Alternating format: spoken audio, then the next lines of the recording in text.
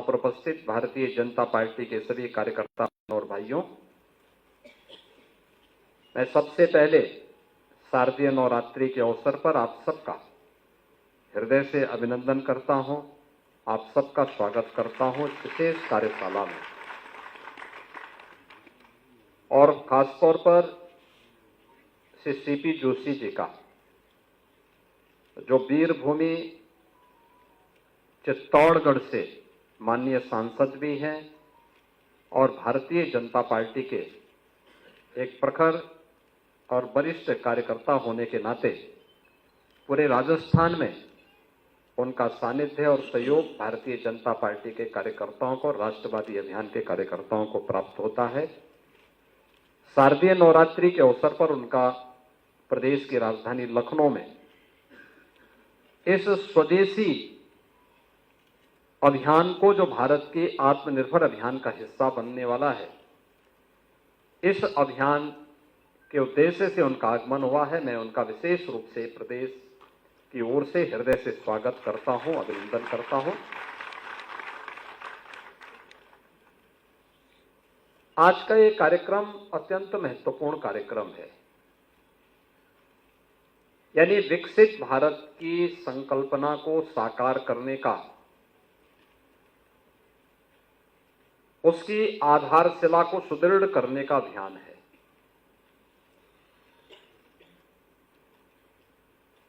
स्वदेशी अब केवल एक नारा नहीं है, और स्वदेशी अब केवल खादी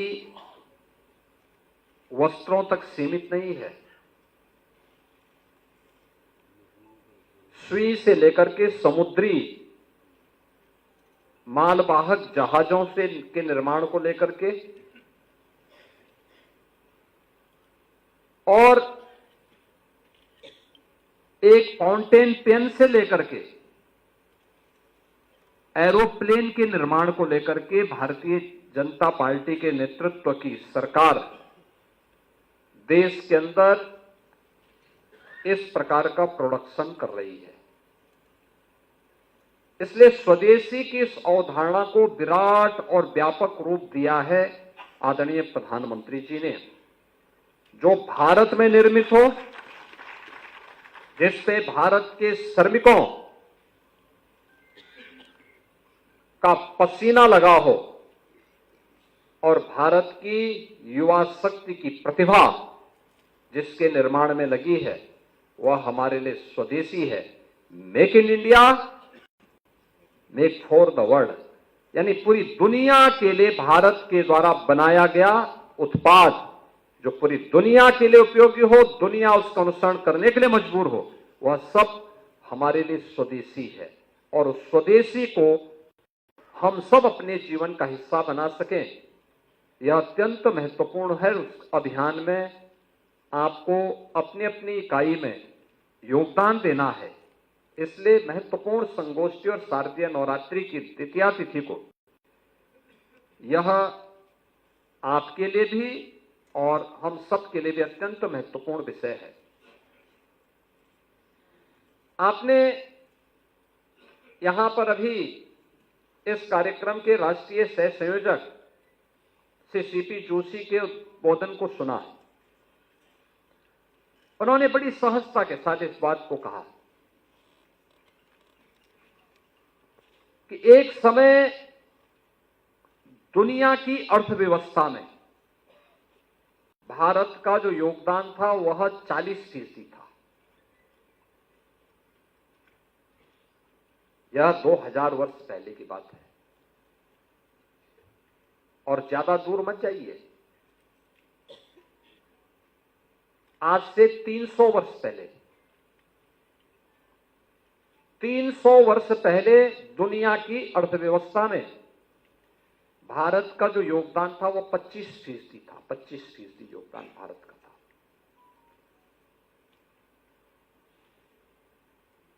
उद्योगों से उत्पादन में भारत का, यानी औद्योगिकीकरण में जो उत्पादन होता था, उसमें भारत का योगदान नंबर 1 पर था। 25% का योगदान अकेले भारत का हुआ करता था। भारत का मतलब आज का भारत, पाकिस्तान और बांग्लादेश, जिसको आप बृहत्तर भारत कहते हैं। यानी 300 वर्षों तक भारत दुनिया की नंबर 1 की आर्थिक ताकत थी, नंबर 1 का उत्पादक राष्ट्र था, और कृषि में तो भारत की कोई सानी ही नहीं थी। कृषि की स्थिति यह थी, जो बात अभी कह रहे थे डॉक्टर जोशी जी, दुनिया के अंदर अगर आप देखेंगे, वास्तव में ये सच है कि अगर भौगोलिक दृष्टि से आप देखेंगे तो भारत का स्थान दुनिया के अंदर 7वें राष्ट्र के रूप में आता है। इस हमारा जो भौगोलिक क्षेत्रफल है वो 7वें नंबर पर आता है। नंबर 1 पर रूस है, नंबर 2 पर चीन आता है, नंबर 3 पर अमेरिका आता है,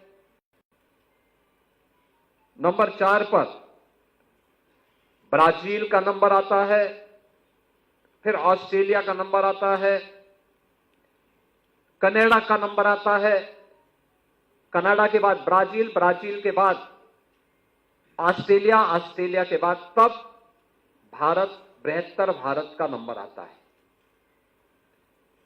यानी भारत, पाकिस्तान और बांग्लादेश का जो कुल भूभाग है, इसके पास लगभग 42.5 करोड़ हेक्टेयर की भौगोलिक क्षेत्रफल था हमारे पास। लेकिन रूसी संघ के पास जो है वह है 1.70 करोड़ हेक्टेयर लैंड उसके पास, बहुत बड़ा भूभाग उसके पास, भारत से कई गुना बड़ा। अमेरिका के पास भी काफी बड़ा है, कनाडा के पास भी कई ज्यादा बड़ा,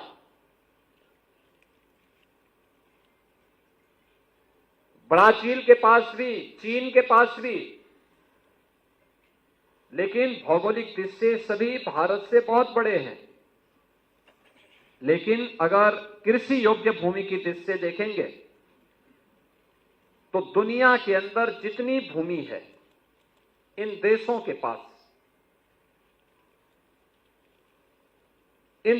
पास जितनी भूमि है, उसमें केवल और केवल 20% भूमि पर ही कृषि हो सकती है, उससे ज्यादा नहीं हो सकती। और भारत अकेले देश है जिसकी 60% से अधिक भूभाग पर बेहतर कृषि होती है, और दुनिया की सबसे उर्वरा भूमि, सबसे अच्छा जल संसाधन भारत रखता है। एक नहीं, कई फसलें भारत ले सकता है, और भारत लेता था। भारत कपड़े का सबसे बड़ा उत्पादक था। दुनिया के अंदर भारत कपड़ा बेचता था। आपने बंगाल के उन कारीगरों का इतिहास सुना होगा, जाना होगा, जिन कारीगरों ने को विदेशी आक्रांताओं ने, विदेशी उन शासकों ने अपने स्वार्थ के लिए जिनके हाथ काट दिए थे, उनकी कारीगरी को समाप्त करने के लिए किस प्रकार के षड्यंत्र रचे गए थे, ये किसी से नहीं छुपा हुआ है। खेती किसानी में भी भारत के अंदर, जब तक भारत का किसान, आप में से बहुत सारे लोग जानते होंगे और आपसे एक पीढ़ी पहले के लोग जानते होंगे, हमारे यहां खेती बाड़ी में urea, potash, DAP, zinc phosphate या कोई भी पेस्टिसाइड, कोई भी केमिकल इस्तेमाल नहीं होता था। ये सीजन था, होली से लेकर के और दीपावली के बीच हर गांव में गाय, बकरी, भैंस ये खेतों में बांधे जाते थे और खेतों में बांध करके वह उसी हिसाब से खेती की उर्वरता को बनाते थे। यानी जितनी हम खेती का दोहन करते थे उससे कई गुना हम खेती को रिटर्न करते थे उसके माध्यम से। परिणाम क्या होता था?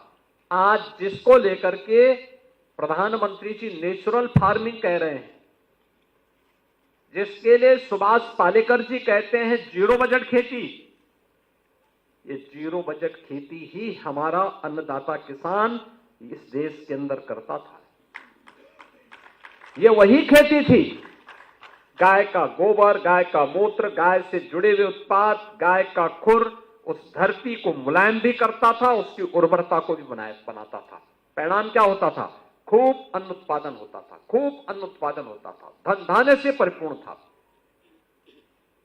कहते हैं भारत पे जब इस्लाम ने पहला हमला किया था, उस समय भारत की आबादी, यानी उसके बाद भी सन 1100 तक भारत के अंदर हिंदुओं की आबादी 60 करोड़ थी, 60 करोड़।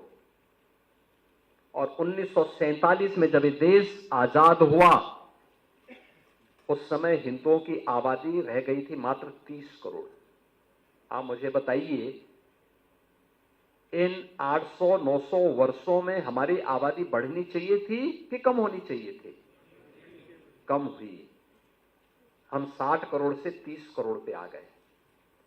यानी आबादी ही नहीं घटी, हमारी खेती के उत्पादन को भी कम कर दिया गया। ये आबादी जो कम हुई, आक्रांताओं ने ही मारा नहीं, बल्कि भूख से मरे, बीमारी से मरे,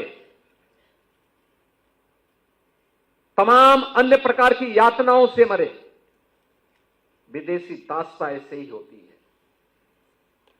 इस देश पे वही किया गया, इस देश पर अत्याचार किया गया, उसका शोषण किया गया। और जिस भारत में 300 वर्ष पहले आधी से कम आबादी खेती पे निर्भर करती थी, आधी से अधिक आबादी उद्योग धंधों में लिप्त थी, बड़े उद्योग नहीं, यहां पे कल कारखाने थे, लघु सीमांत और लघु और कुटीर उद्योगों का एक जाल फैला हुआ था। ये भारत की ताकत बनती थी। भारत को उत्पादक देश के रूप में, प्रोडक्शन के रूप में भारत का बेहतरीन उत्पादन दुनिया के मार्केट में छाता था। दुनिया का व्यापारी यहां आता था, यहां से लेके जाता था, यहां से व्यापारियों का काफला अपना सामान पहुंचाता था। क्या नहीं था भारत के पास? सब कुछ तो था। लेकिन जिन लोगों ने जाति के नाम पे बांटा, क्षेत्र के नाम पे बांटा, भाषा के नाम पर बांटा, तमाम वादों के आधार पर बांटा, और आज भी वे उसी विदेशी मानसिकता के साथ काम कर रहे हैं। समाज को विभाजित कर रहे हैं, विभाजन कर रहे हैं, बांट रहे हैं, काट रहे हैं। वे लोग इस स्वदेशी अभियान में भी तमाम प्रकार की उंगलियां उठाएंगे।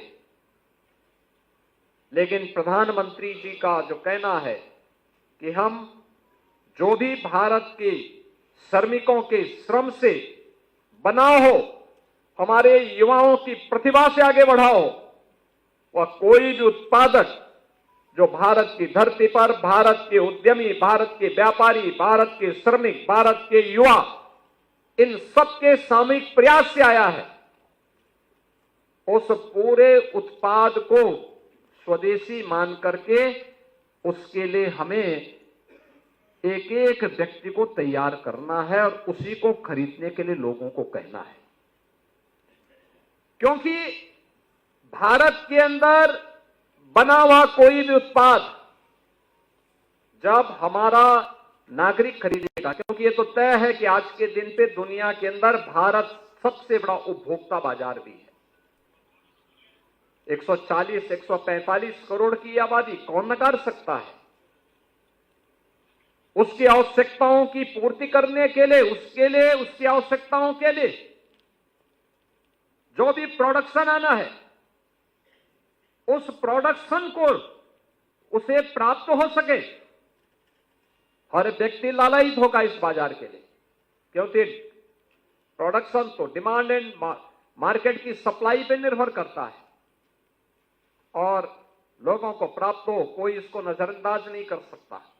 और इसलिए इतने बड़े मार्केट को उसके बारे में अवगत कराना एक राष्ट्रीय कार्य है, क्योंकि भारत का पैसा भारत के अंदर लगेगा तो भारत की समृद्धि का कारण बढ़ेगा। भारत का पैसा दुनिया के उद्यमी मुनाफा कमाए तो भारत का पैसा दुनिया के बाजार में चला जाएगा। परिणाम क्या होगा? उनका मुनाफा फिर भारत के अंदर आतंकवाद को भड़काने में, नक्सलवाद को भड़काने में, उग्रवाद को भड़काने में और भारत के अंदर ही अव्यवस्था पैदा करने में उसका दुरुपयोग होगा। तो सबसे पहले भारत का पैसा भारत के कारीगरों के हाथों में जाए, भारत के युवाओं के हाथों में जाए, भारत के हस्तशिल्पियों के हाथों में जाए, इस अभियान का हिस्सा बनना।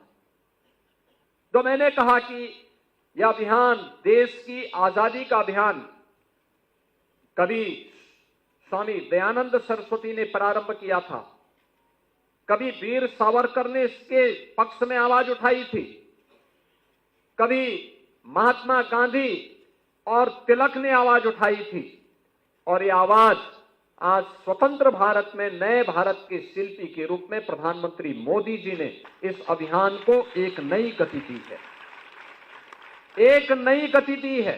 और आदरणीय प्रधानमंत्री जी की प्रेरणा से हम लोगों ने उत्तर प्रदेश में वन डिस्ट्रिक्ट वन प्रोडक्ट की स्कीम निकाली थी, योजना निकाली थी, जो अब तक की सफलतम योजनाओं में से एक है देश के अंदर।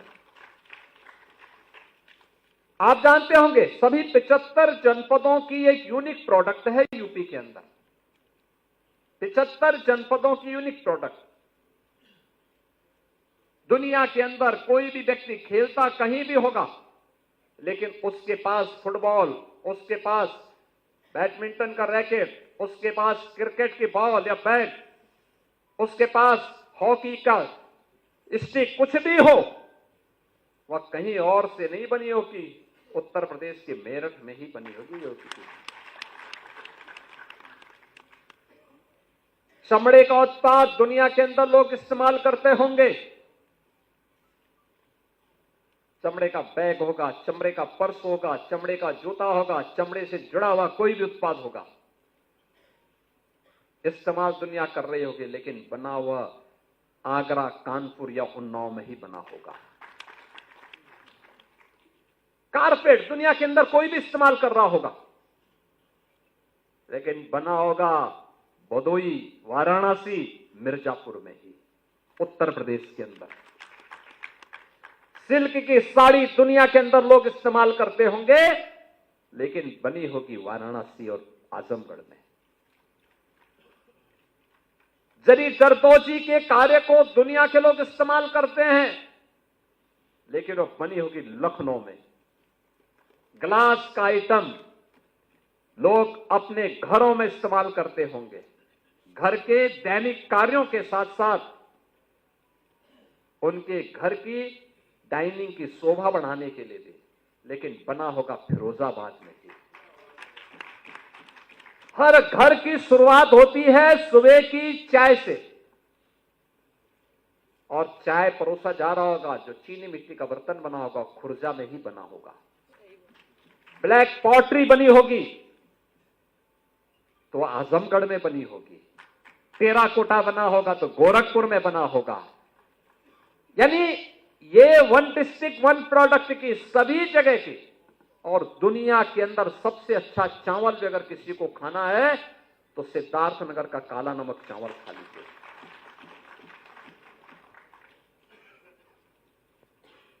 किसी को अमृत फल खाना है, आंवला, तो प्रतापगढ़ जाएगा, प्रतापगढ़ का तो देगा, ब्रांड तो प्रतापगढ़ के नाम पर बन गई। ऐसे ही पेठा खाना होगा, आगरा जाएगा, रेवड़ी और गजक खाना है तो उसी मेरठ में जाएगा, फिर पापड़ खाने तो हापुड़ जाइए, और चाकू लेना है तो रामपुर में जाइए।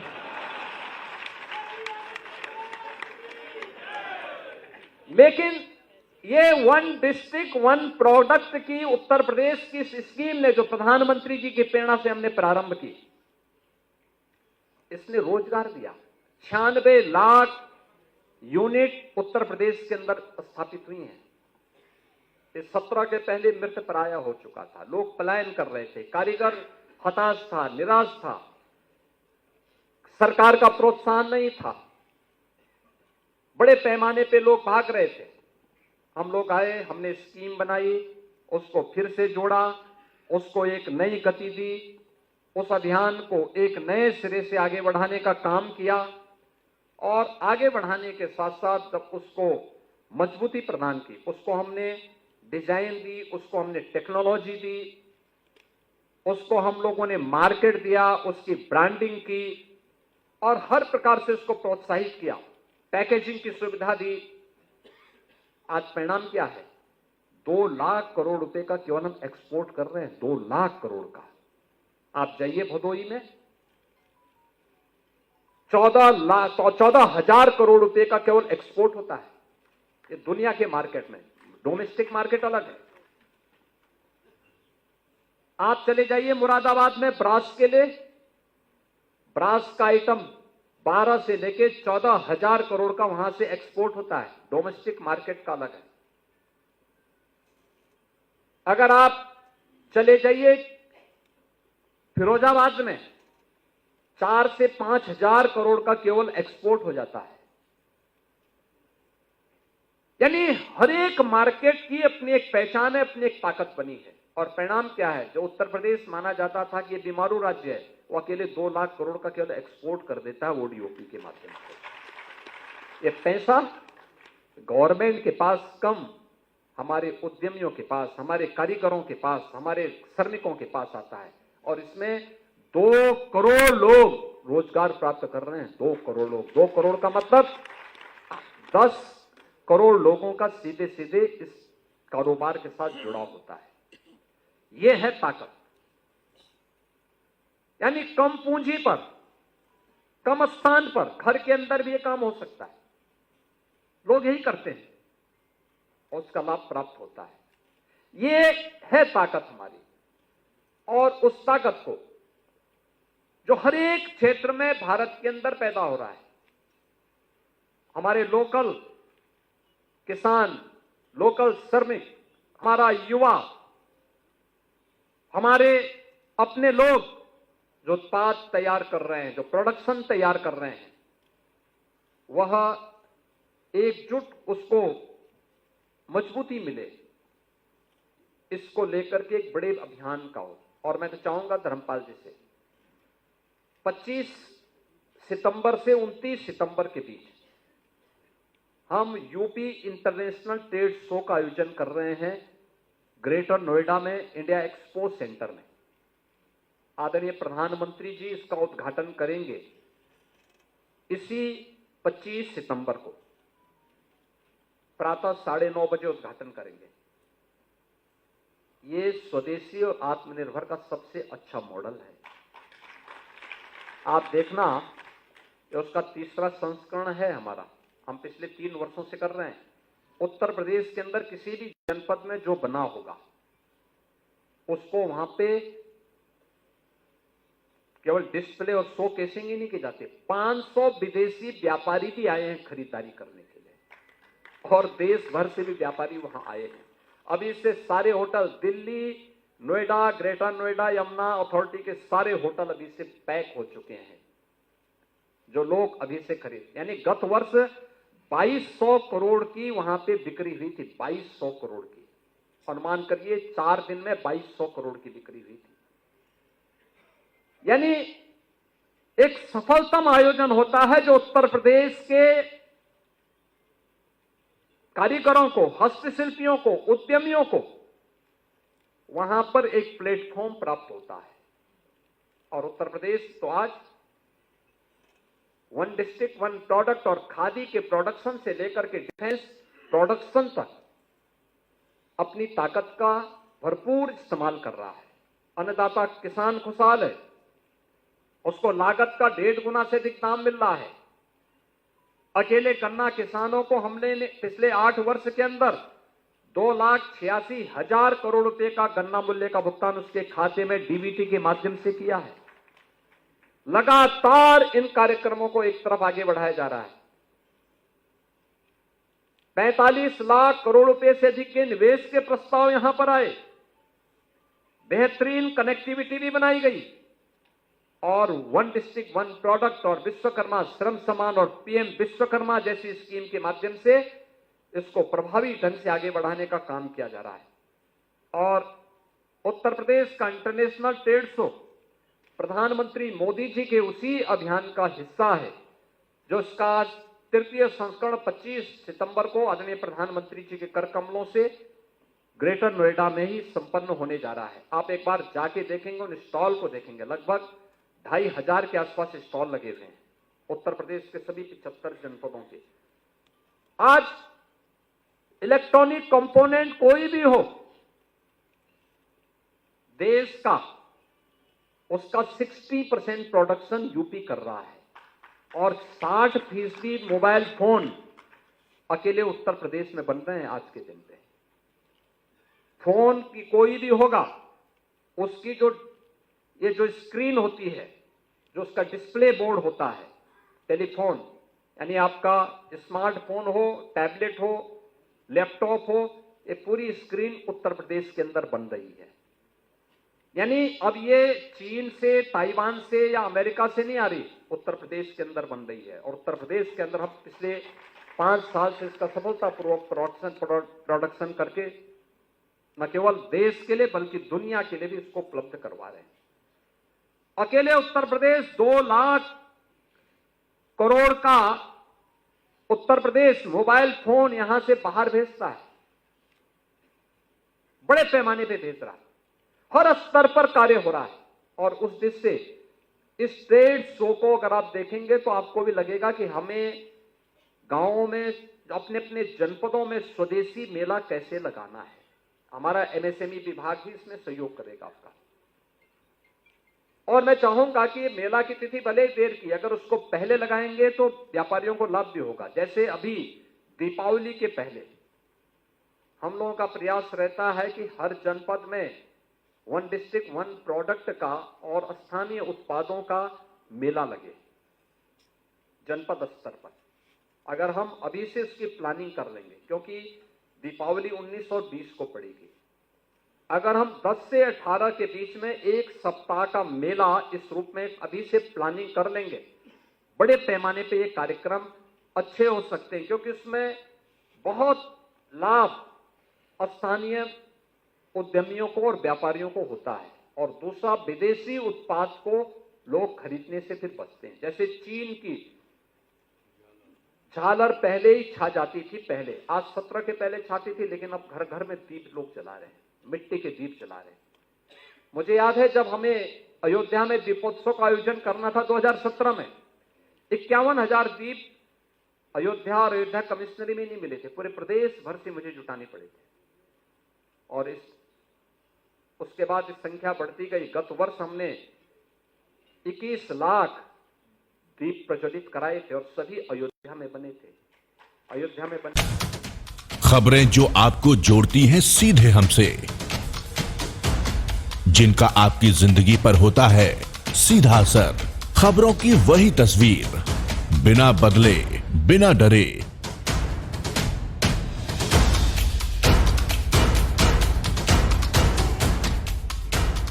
सच का जज्बा लिए सच दिखाते हैं हम,